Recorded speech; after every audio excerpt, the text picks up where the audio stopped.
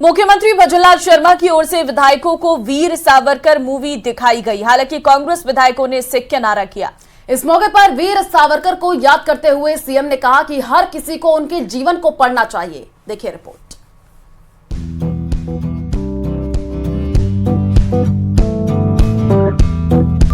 क्या कह रहे हैं?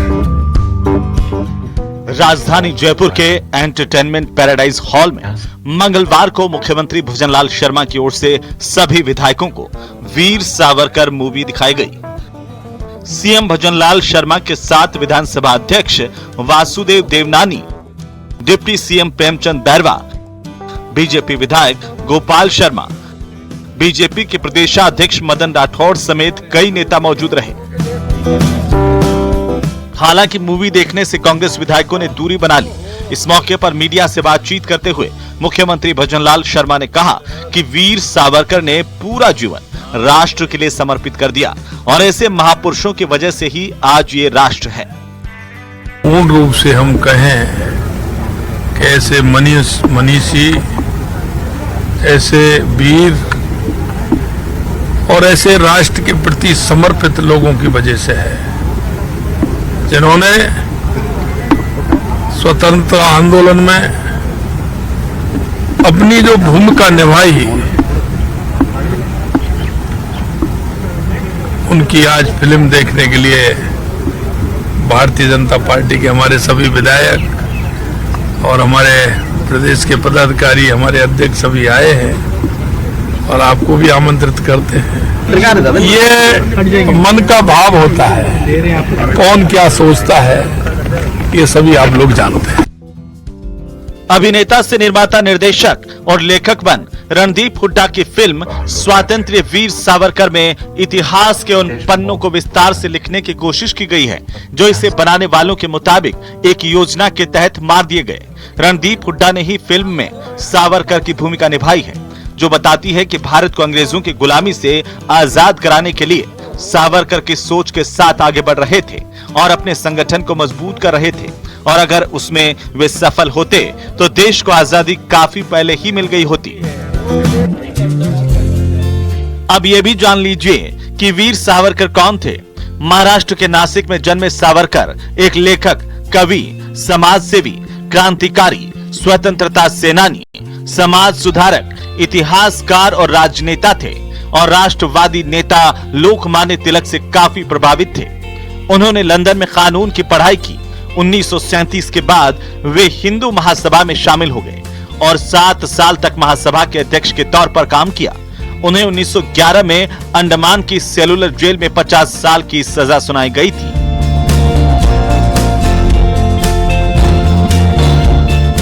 साथ ही आपको यह भी बता दें कि कुछ ही दिन पहले शिक्षा विभाग की ओर से सरकारी स्कूलों के नए सत्र के लिए जारी कैलेंडर में 28 मई को वीर सावरकर जयंती मनाए जाने की घोषणा भी की गई थी, जिस पर प्रदेश में भारी सियासत हुई थी। ऐसे में मंगलवार को सीएम की ओर से मूवी दिखाए जाने पर भी राजनीति हुई, जब कांग्रेस ने इससे किनारा कर लिया। Bureau report, news 18 Rajasthan.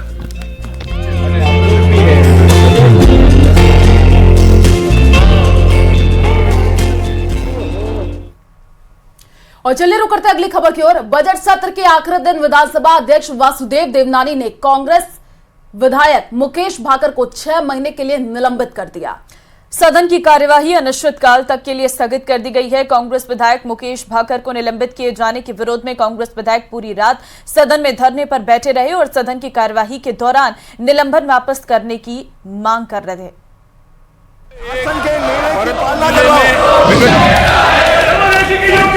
अध्यक्ष महोदय, खंड 1 मैं प्रस्ताव करता हूं श्री मुकेश भाकर माननीय सदस्य को 6 माह के लिए निलंबित किया जाए। कांग्रेस विधायक मुकेश भाकर का निलंबन। विपक्ष को ये सुनना ही नहीं चाहते हैं, विपक्ष को ये चाहते ही नहीं है और एक तरफा कार्रवाई करना चाहते तो करिए। स्पीकर ने 6 महीने के लिए किया निलंबित। मुकेश भाकर को 6 महीने के लिए निलंबित किया जाता है। मुकेश भाकर के खिलाफ जोगेश्वर गर्ग ने रखा प्रस्ताव। मैं प्रस्ताव करता हूं श्री मुकेश भाकर माननीय सदस्य को 6 माह के लिए निलंबित किया जाए। बजट के आखिरी दिन जिसका अंदेशा था वही हुआ। मुकेश भाकर के निलंबन के विरोध में विपक्ष हंगामा करता रहा। प्रश्नकाल की शुरुआत से ही विपक्ष उनका निलंबन वापस लेने की मांग करता रहा। विधानसभा अध्यक्ष बार बार विपक्ष को संयम बरतने की चेतावनी देते रहे, लेकिन विपक्ष अपनी मांग पर अड़ा रहा। जो कि वर्तमान में खाली पड़ी है उक्त भूमि पर विधानसभा अध्यक्ष ने निलंबित विधायक को सदन से बाहर भेजने और प्रश्नकाल चलने देने की अपील की और उसके बाद चर्चा के लिए कहा, लेकिन विपक्ष मानने को तैयार नहीं हुआ। अपने स्थानों पे जाएं और सदन ने जो कल निर्णय किया है उस सदस्य को सदन से बाहर भेजने में सहयोग करें। उससे भी अपील करूंगा कि बाहर चला जाए। जिसके बाद सरकारी मुख्य सचेतक जोगेश्वर गर्ग ने विपक्ष के शोर शराबे के बीच विधायक मुकेश के खिलाफ 6 महीने के निलंबन का प्रस्ताव रखा, जिसे स्पीकर वासुदेव देवनानी ने स्वीकार कर दिया। माननीय सदस्य ने उस आदेश की पालना नहीं की, अब तक नहीं की है और प्रतिपक्ष पूरा उनको संरक्षण दे रहा है। यह असंवैधानिक है और अशोभनीय है। यहाँ तक कि कल जब बलपूर्वक उस सदस्य को बाहर ले जाने का प्रयास किया जा रहा था, उस समय उस सदस्य ने 2 प्रहरियों को काटा है, जिसमें एक महिला भी है। एक महिला का हाथ काट दिया उन्होंने। शर्म आनी चाहिए थी उनको। ऐसे अभद्र व्यवहार करने वाले माननीय सदस्य को इस सदन का सदस्य रहने का कोई अधिकार नहीं है और इसलिए माननीय सभापति महोदय इन सब के इस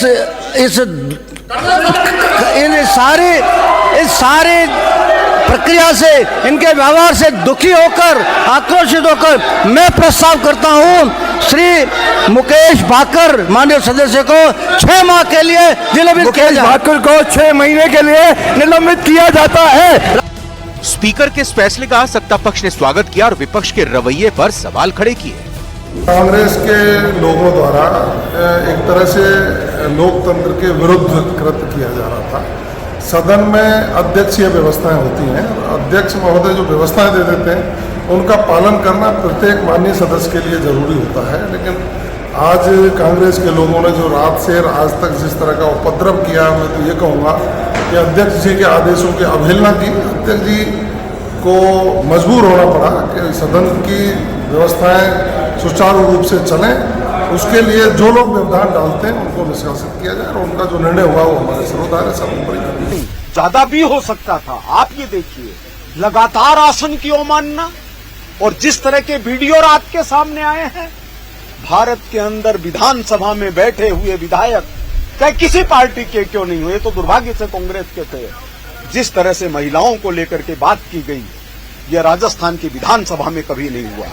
हमने इस विधानसभा में कई बार धरने देखे हैं, हमने ऐसी स्थितियां भी देखी है जबकि रात को सभी एक साथ मिलते थे और सोचते थे कि सुबह कैसे समस्या का समाधान किया जाए। लेकिन कांग्रेस ने तो इसको अभद्रता का केंद्र बिंदु बनाने की सोच ली। विधानसभा में मुकेश भाकर के खिलाफ प्रस्ताव रखने वाले जोगेश्वर गर्ग ने विपक्ष के रवैये को अमर्यादित करार दिया। साथ ही इस मामले में जरूरत पड़ने पर FIR दर्ज कराने की भी बात कही। प्रश्नकाल शुरू होने से आधा घंटा पहले मैं स्वयं वापस अंदर गया हूं।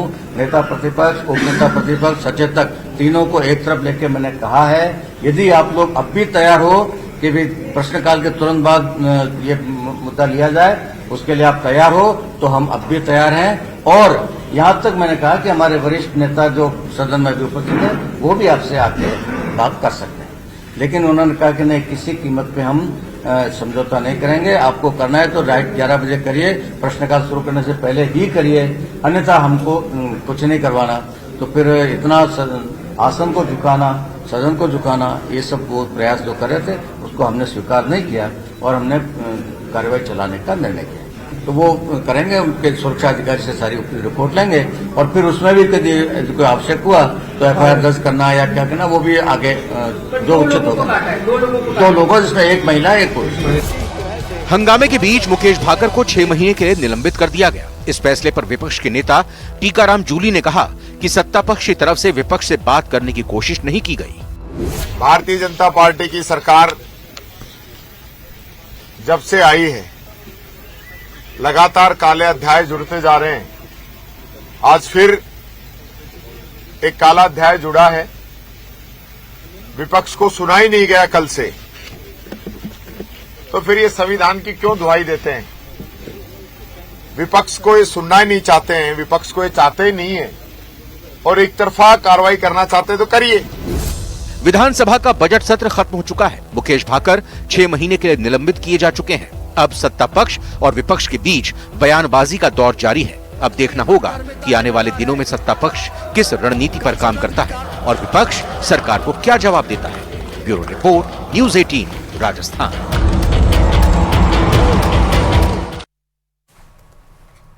आगे बढ़ते हैं। राजस्थान क्रिकेट एसोसिएशन की पिछली कमेटी के कार्यकाल में महाभ्रष्टाचार का खुलासा हो रहा है। आरसीए एडहॉक कमेटी की ओर से कराई गई जांच रिपोर्ट में खेल और खिलाड़ियों के नाम पर भारी अनियमितताएं बरतने से पर्दा उठ रहा है। अब सरकार जांच रिपोर्ट के आधार पर दोषियों को जेल के सलाखों के पीछे भेजने की तैयारी कर रही है। ये रिपोर्ट देखिए।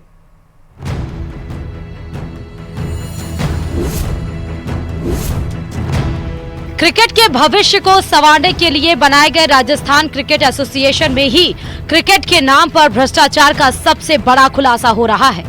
अक्सर विवादों में रहने वाली पिछली राजस्थान क्रिकेट एसोसिएशन की कमेटी ने अपने कार्यकाल में खेल के मैदान से लेकर खिलाड़ियों के कल्याण तक जमकर भ्रष्टाचार किया है।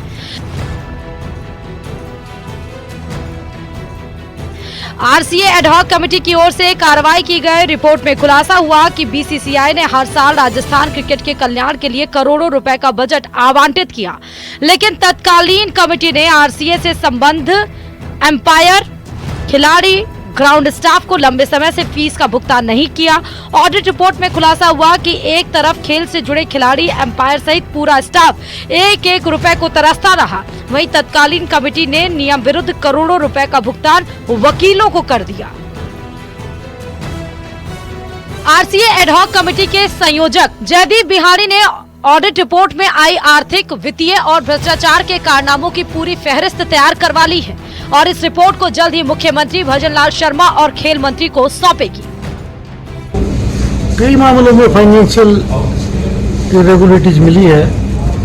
हमने भी सीए से जांच करवाई है। कई चीजें ऐसी है कि जैसे जीएसटी के अंदर जो उस फर्म को काम दिया गया है उसके वो काम मेंशन ही नहीं है। कई फर्मों को एक्सपीरियंस भी नहीं है। कई फर्में ऐसी है जो काम कुछ करती है, उनको काम कुछ दे दिया। इसलिए काफ़ी कुछ इरेगुलरिटीज हैं जिनकी सीए साहब जांच कर रहे हैं और उन इरेगुलरिटीज के हिसाब से एडवोकेट, जो क्रिमिनल एडवोकेट हैं, उनसे सलाह करके कानूनी कार्रवाई की जाएगी। आरसीए एडहॉक कमेटी की ओर से कार्रवाई की गई जांच रिपोर्ट में कई बड़े चौंकाने वाले खुलासे सामने आ रहे हैं। क्रिकेट खेल को बेहतर बनाने के नाम पर नए स्टेडियम का निर्माण शुरू से ही भ्रष्टाचार की नींव पर खड़ा किया गया। चौप स्टेडियम के निर्माण का कार्य ऐसी कंपनी को सौंपा गया जिसके पास भवन निर्माण का कोई अनुभव ही नहीं। सड़क निर्माण करने वाली छत्तीसगढ़ की एक कंपनी को पूरे स्टेडियम की निर्माण की जिम्मेदारी नियम विरुद्ध तरीके से सौंप दी गई। स्टेडियम निर्माण के टेंडर से शुरू हुआ भ्रष्टाचार लगातार बढ़ता रहा और जो काम कंपनी को 300 करोड़ रुपए के टेंडर में आवंटित किया गया, उसी कंपनी को नियम विरुद्ध लाभ पहुंचाने के लिए उसी स्टेडियम के निर्माण काम की लागत बढ़ाकर 500 करोड़ रुपए तक कर दी गई। जांच रिपोर्ट में क्रिकेट मैचों के आयोजन में भी भारी अनियमितताएं सामने आई हैं। One day international, Indian premier league और राजस्थान प्रीमियर लीग के आयोजनों में भी बड़ी धांधली की गई है। इन मैचों के लिए तत्कालीन आरसीए कमेटी ने मैचों से संबंधित इवेंट के टेंडर जिन कंपनियों को सौंपे थे, उन कंपनियों ने फर्जी सिस्टर कंसर्न्स कंपनियों के जरिए काम करवाया। राष्ट्रीय और अंतर्राष्ट्रीय मैचों के आयोजन में हुई इस धांधली में मैचों के दौरान सुरक्षा व्यवस्था, बाउंसर्स, स्टेडियम की सजावट, स्टेडियम का रखरखाव, टेंट डेकोरेशन, हाउस कीपिंग के साथ साथ मैचों में मनोरंजन के लिए नाचने वाली चीयर गर्ल्स के कामकाज में भ्रष्टाचार किया गया है। हमें राजस्थान क्रिकेट के भविष्य को जिंदा रखना है। ऐसा कोई काम नहीं करेंगे जिससे कि आरसीए की मान्यता खत्म हो जाए। एफआईआर सबसे सरल और सबसे साफ तरीका है। जो लोग, देखिए, फाइनेंशियल जो भी करप्शन हुआ है किया तो आदमियों ने है ना, और ये कोई मानवीय भूल में शामिल नहीं होगा। बहरहाल राजस्थान क्रिकेट एकेडमी की एडहॉक कमेटी की ओर से पिछली कमेटी के कार्यकाल में हुई वित्तीय अनियमितताओं और भ्रष्टाचार की जांच रिपोर्ट तैयार कर ली गई। भ्रष्टाचार में लिप्त दोषियों के खिलाफ एडहॉक कमेटी मुकदमा दर्ज करवाएगी। वहीं बीसीसीआई की ओर से खेल और खिलाड़ियों के कल्याण की राशि में हुई लूट खसोट की जांच के लिए केंद्र सरकार की सीबीआई, प्रवर्तन निदेशालय जैसी एजेंसियों को भी जाँच करने के लिए पत्र लिखने की तैयारी की जा रही है। न्यूज 18 राजस्थान के लिए जयपुर से राकेश शर्मा की रिपोर्ट।